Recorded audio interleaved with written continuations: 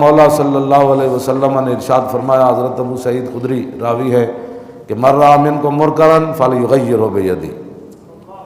یہ ہے جس بات کا پوری دنیا کو پریشانی ہے کہ جب ظاہر ہے مولوی تو صرف تقریر ہی کر سکتا ہے نا، تو جب کہا کہ ہم تو سیدھے سادھے لوگ ہوتے ہیں، ہم غیر سیاسی لوگ ہوتے ہیں، ہمیں تو اس بات کا غرض ہی نہیں ہے، تو میرے آقا نے فرمایا، حضرت ابو سعید خدری کہتے ہیں کہ حضور نے فرمایا صلی اللہ علیہ وسلم، من رأى منکم منکرا، جو آدمی تم میں سے کوئی برائی دیکھے فلیغیرہ بیدہ، اسے اپنے ہاتھ سے روکے۔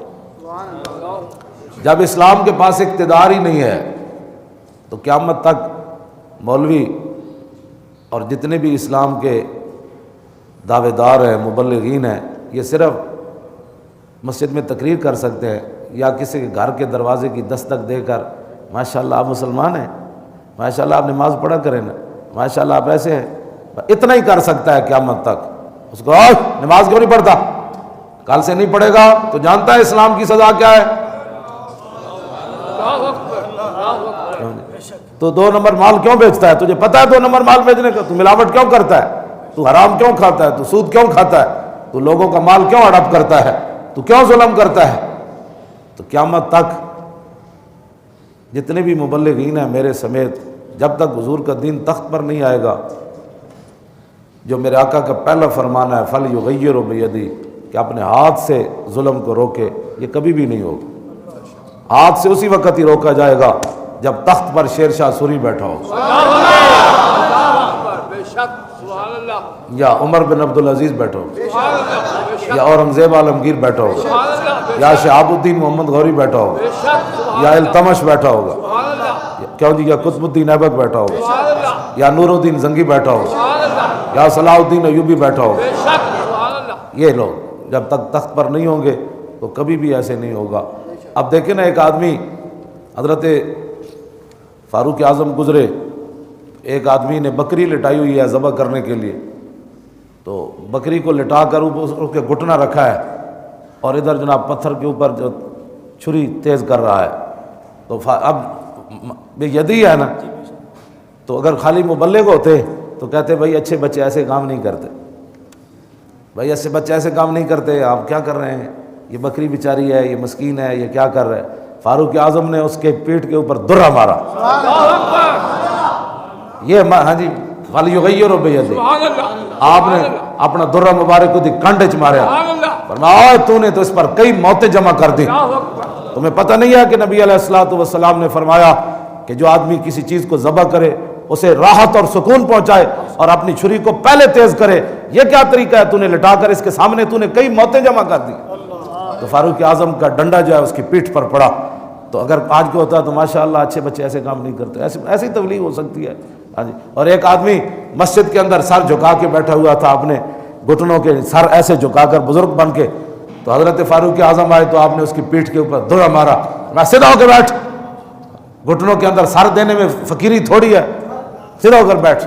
ایک آدمی ایسے ہی چل رہا تھا، نوجوان بزرگوں کی چال چل رہا تھا، تو آپ نے فرمایا لا تمت علینا دیننا اماتک اللہ، آپ نے دی کانڈے درہ سٹیا تو فرمایا ہمارے دین کو برباد نہ کر، اللہ تجھے برباد کر دے۔ جب تو بزرگ نہیں ہے تو بزرگوں کی چالیں کیوں چلتا ہے؟ ایک عبداللہ بن صبیح، یہ مر رہا ہوں میں، جب اسلام کے پاس پاور ہی نہیں ہوگی تو پھر ہر بندہ بیٹھ کر کیبلوں پر بات کرے گا۔ فاروق اعظم کے زمانے میں عبداللہ صبیح یمن کے اندر آیات متشابہات کے اندر گفتگو کرتا ہے کہ جی اگر اللہ کا ہاتھ نہیں ہے تو قرآن میں ہاتھ کیوں ہے؟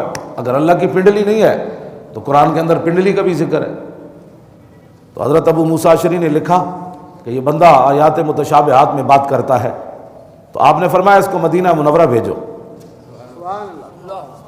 اسلام میں پاور تھی تو بھیجا، اور پاور بھی عمر والی، ایسی پاور نہیں گستاخوں کو پکڑنے کے بعد پھر چھوڑ دیا جائے۔ فرمایا اس گستاخ نے نپ کے مدینے بھیجو۔ مدینہ پاک جب آیا نا تو آپ نے کسی صحابی دی ڈیوٹی نہیں لائی، معاذ بن جبل، زید بن ثابت، کیوں جی، ابی بن کعب اس امت دے سب تو بڑے قاری، انہوں نے یہ نہیں فرمایا جا کے انہوں نے سمجھاؤ جی قرآن۔ زید بن ثابت بڑے علماء صحابہ علماء سن، کسی نے بھی نہیں کیا جناب اس کو تبلیغ فرمائے تھوڑی سی۔ حضرت عمر فرمایا انہوں میرے کو لے آؤ نپ، آپ نے فرمایا تو کون ہے؟ وہ بڑے نا نخرے نا، جس طرح آج کہتے ہیں الحمدللہ ہم بھی مسلمان ہیں، الحمدللہ ہم بھی عاشق رسول ہیں. سنے ہو تسی یہ بولی؟ لوگ یہی بولیے بول دیں. آپ نے فرمایا تو کون ہے؟ کہنے لگے جی عبداللہ صبیغ، بڑا مخرج کڈیا، صاد دوی تے غین دوی، عبداللہ صبیغ. آپ نے فرمایا تو جاندا میں کون ہاں؟ انہوں نے کہا تسی کون ہو؟ فرمایا میں عبداللہ عمر. جی میں انہیں مخرج کڈیا نا، آپ نے مجھے مخرج کٹ کے گل کی. آپ نے فرمایا کی بک بک کرنا؟ انہیں جب بک بک شروع کی تھی نا، حضرت عمر فرمایا انہوں لمحہ پاؤ یہ مر رہا من کو مرکرن فلیغیر بیدہ. جب حضرت عمر کو پاور ہی تھا، آپ نے فرمایا انہوں لمحہ پاؤ. یہ ہے فارق حق و باطل امام الہدا، تیغ مسلول شدت پہ لاکھوں سے.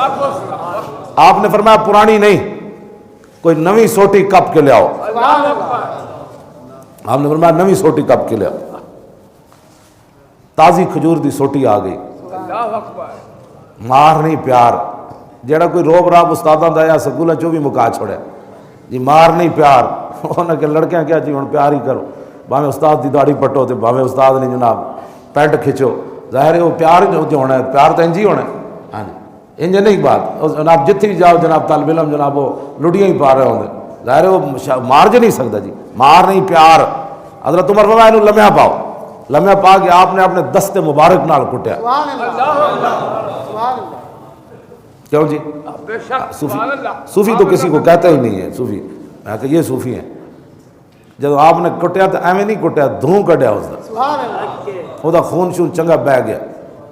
آپ نے فرمایا لے جاؤ انہوں پٹیاں کرو، جدو ٹھیک ہو جائے پھر لے آؤ، پھر لے آؤ. دوسرے دن جب آیا نا تو آپ نے فرمایا انہوں پھر لمحہ پاؤ. وہ کہنے لگا جی اللہ دا واسطہ نے ویسے گولی مارنی تے مار دو، ویسے تسی ذبح کرنا ہے. اے جڑی کٹ ہے نا یہ بڑی خطرناک. آپ نے فرمایا وہ جڑا خناس تیرے ایسی چلا گیا، کہنے لگا میرے پیو تے بھی چلا گیا. تے میں اے جتنے خناس بیٹھے نا قبلہ تے دین کے خلاف، ایک ایک سوٹی دی مار ہے. اسلام دی سوٹی. ہاں جی جدو اسلام کو پاور ہی کوئی نہیں. اسلام